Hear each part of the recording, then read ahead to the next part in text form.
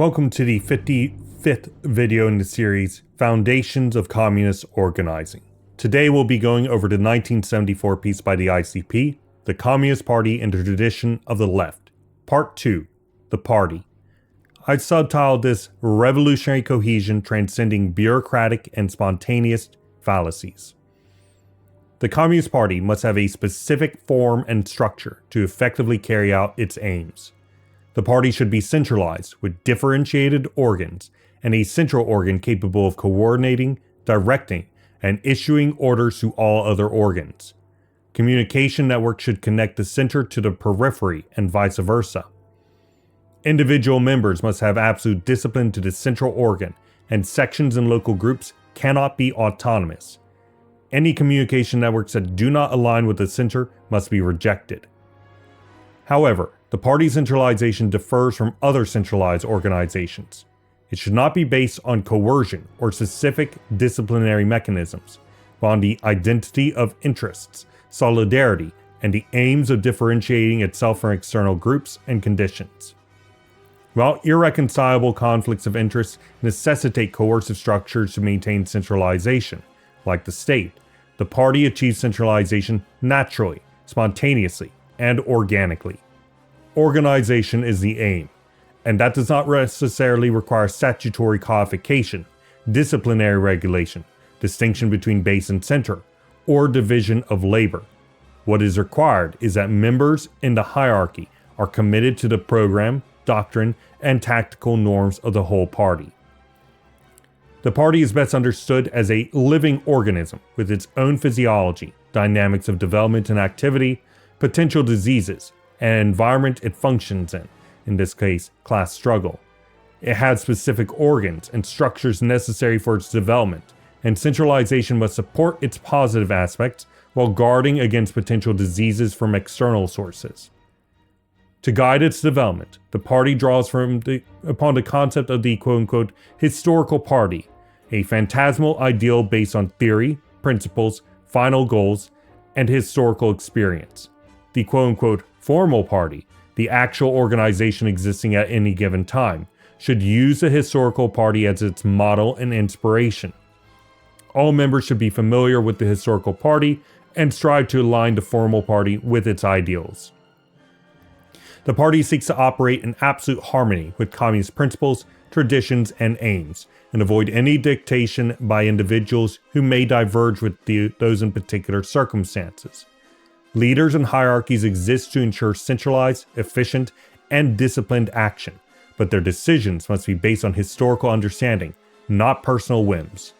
Party policy itself is determined by the International Center, which issues orders as the central node by translating the party program, aims, principles, and theory into material action to be carried out, studying, researching, and interpreting social events, and actively intervening in those events in order to become an active agent in historical development. Any decisions must be in line with the historical line.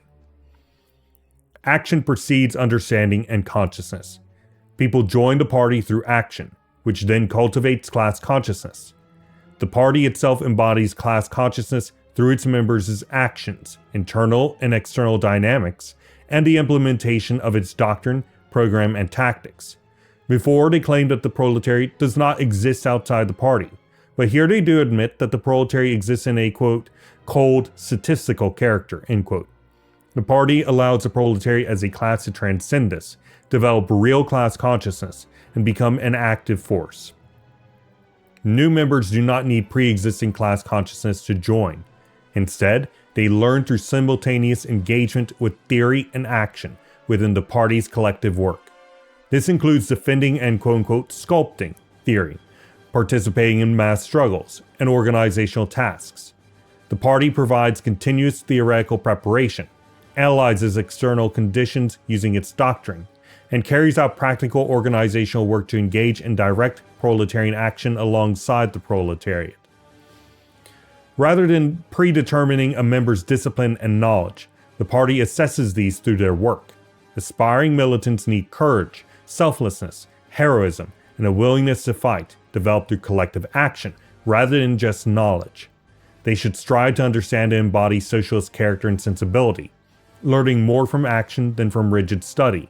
And the party itself seeks to create the conditions whereby such militants will be produced and emboldened.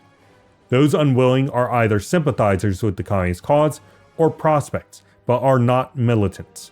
Militants themselves do not necessarily need to have any knowledge of Marxism, but instead, at the core, they must have the instinctual drive to action, brought about not necessarily by knowing, but by feeling from a historical understanding of past society and future society with fraternal harmony, the latter gained through experience within the prefigurative Communist Party.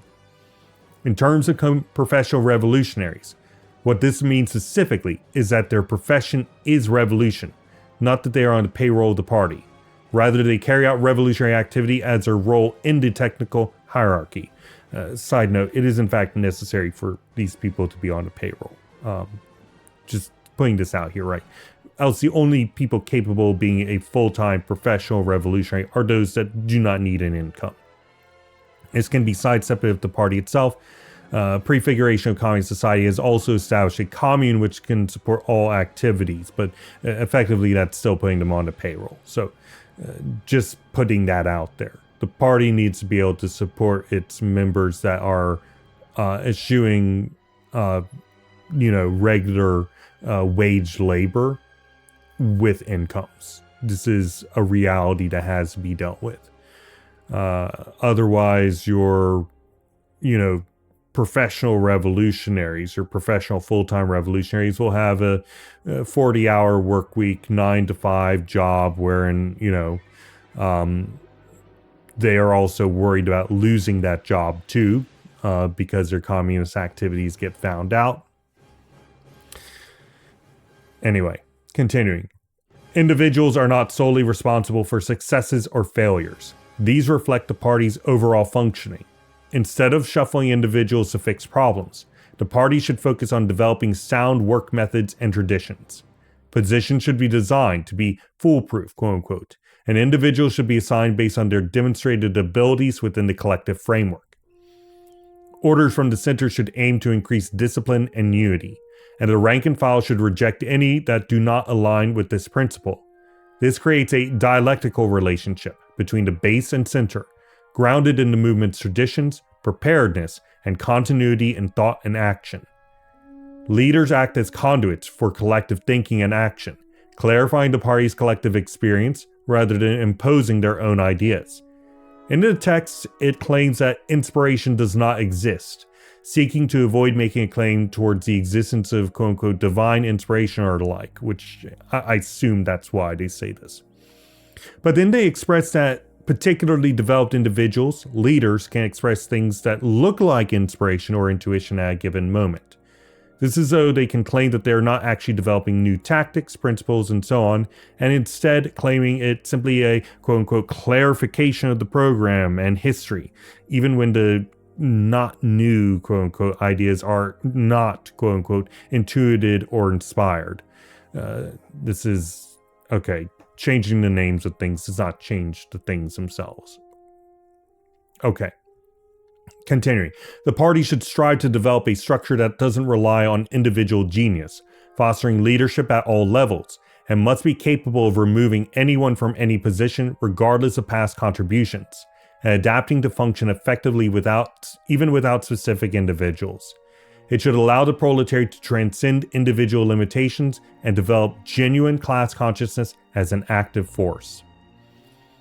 According to the text, leaders are removed from the party by natural selection, a concept which is absurd given a few seconds' thought, and the hierarchy of technical functions and organs developed to carry out struggle are not predicted in advance, but rather, quote, grow and are reinforced by the dynamics of the class struggle in general, and by its own intervention within the technical functions in particular, end quote. Which is, to just think about for literally a second, a terrible way about going about organizational structure, because evolution is blind, dumb, and easily finds itself at a dead end, sometimes literally at that, right? We know that what the party's aiming for. We know our principles. We know, what kinds of things are needed. That means that we know, okay, For example, the party will at some point need to take on a military form. That means that the organizational structure needs to be such that it has the capacity to transform into a militarized hierarchy. Right? Because we know that, we can make determinations about the party form before it transforms into the military form, and also after. We can say things about that. We are, as human beings, we have minds that are capable of predicting and learning from the past and applying those things directly without allowing for things like evolution and natural selection to do the selecting for us. Okay, they claim that expulsions from positions when sections are not carrying out action properly are the process of natural selection, likening it to a cell being destroyed because it is no longer functioning properly. But the text presents this as a spontaneous process. It is not.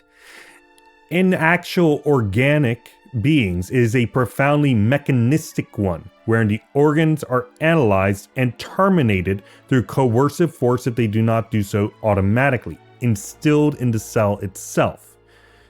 In terms of the party organization, under this form, it would mean that each organizational section would need some sort of audit system to tell how well it's carrying out operations, and some process to decide when to terminate, and then be able to carry out that liquidation of what has been deemed a non-productive unit. But by the way, they also reject auditing, just putting that out there. So this entire thing automatically just gone. This requires pre-planning, organizational attaches, which seem to be inefficient and useless when not in use, but absolutely important when they are. His entire conception of natural selection applied to human organizational membership, functions, and structure is absolutely self-destructive and stupid. Changes in tactics signify changes in the program. The party forecasts potential tactics for given conditions, with the center highlighting those to be implemented based on current circumstances and providing a shortlist. The rank and file carry out these tactics, drawing upon their training and understanding of the party's principles. Or, if it is unable to employ the tactics laid out, it carries out previously successful tactics that worked in related conditions. Essentially, 1. The party has a list of potential tactics it will carry out in given conditions, which everyone is familiar with. 2. The center analyzes current conditions and highlights the tactics to be put into action to carry out the strategy by anticipating the movement of circumstances. 3. As conditions require, the party looks into the program and clarifies into it. For it, new tactics, they don't, no, not new. These tactics always existed, they're just hidden before. And we discovered them, we clarified them out of the program. Right, okay. To carry out when the current ones don't work.